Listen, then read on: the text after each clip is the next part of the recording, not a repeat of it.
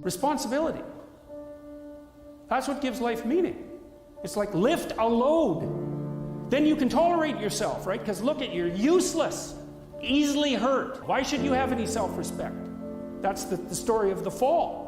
Pick something up and carry it. Make it heavy enough so that you can think, yeah, well, useless as I am, at least I could move that from there to there. One of the things I tell young people all the time, I'm not a very typical psychologist in this regard, because psychologists like to pat people on the head and say, you're all right the way you are. You're okay the way you are, you know. And that's such rubbish. Not only are you not okay the way you are, you don't think that anybody else is okay the way they are either.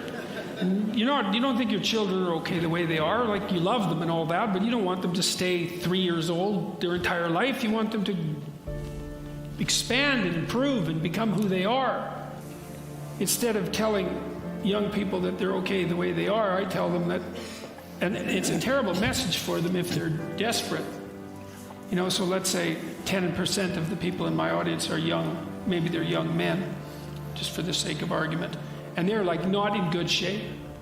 They don't have any goals, they're drinking too much, they've got no structure in their life, and they're just bloody miserable. And the misery is twisting them into malevolence, because enough misery will absolutely do that to you.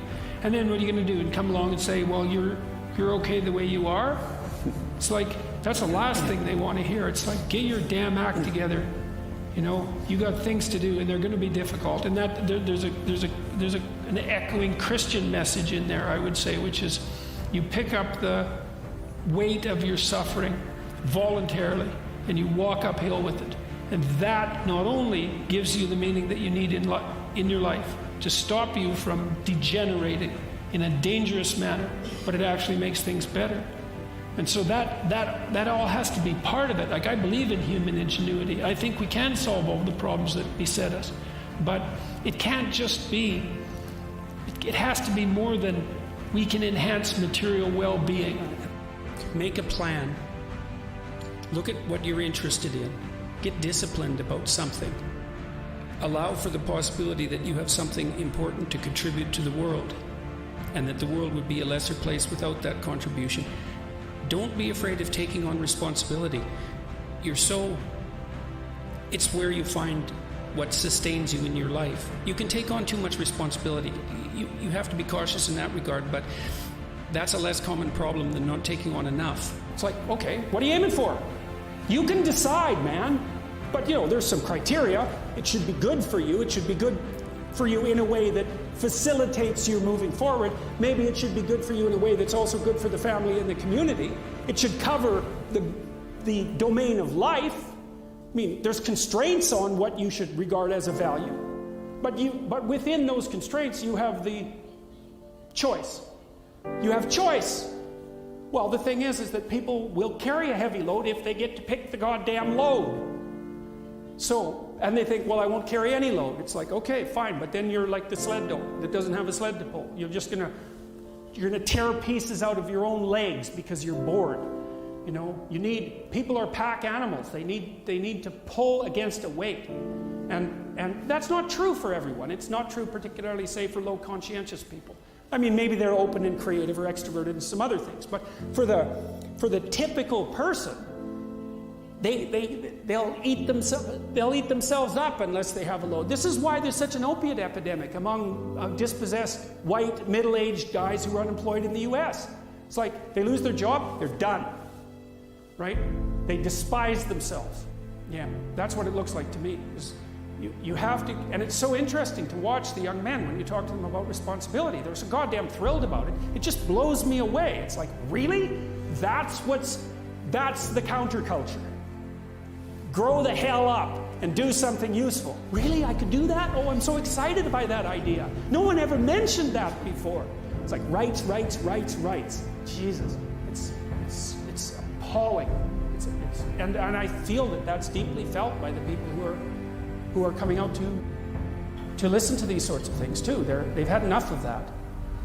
So, and they better have, because it's a non-productive mode of being. Responsibility, man. That's where the meaning in life is.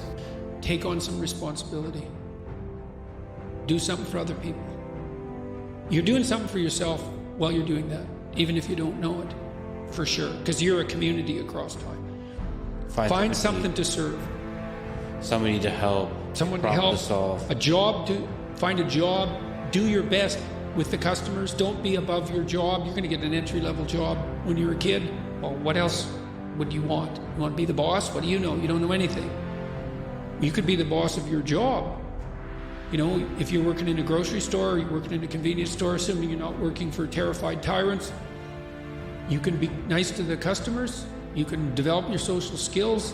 You can learn how to handle boss-employee relationship. You can be there 15 minutes early and leave 15 minutes late.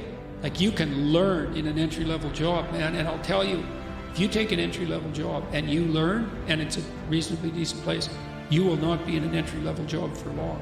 Because everyone who's competent is desperate for competent people.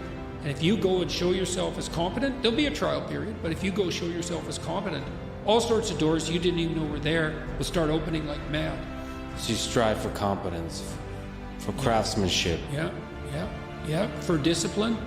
You know, I mean, I said in one of the chapters of my books is focused on putting your house in order. It's like, well, how do you start?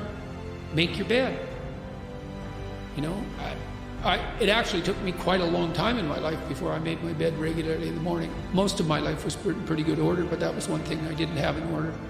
My clothes in my closet as well, all that's in order. Not all of it. I'm cleaning out some drawers right now, but look around and see what bugs you in your room. Just look.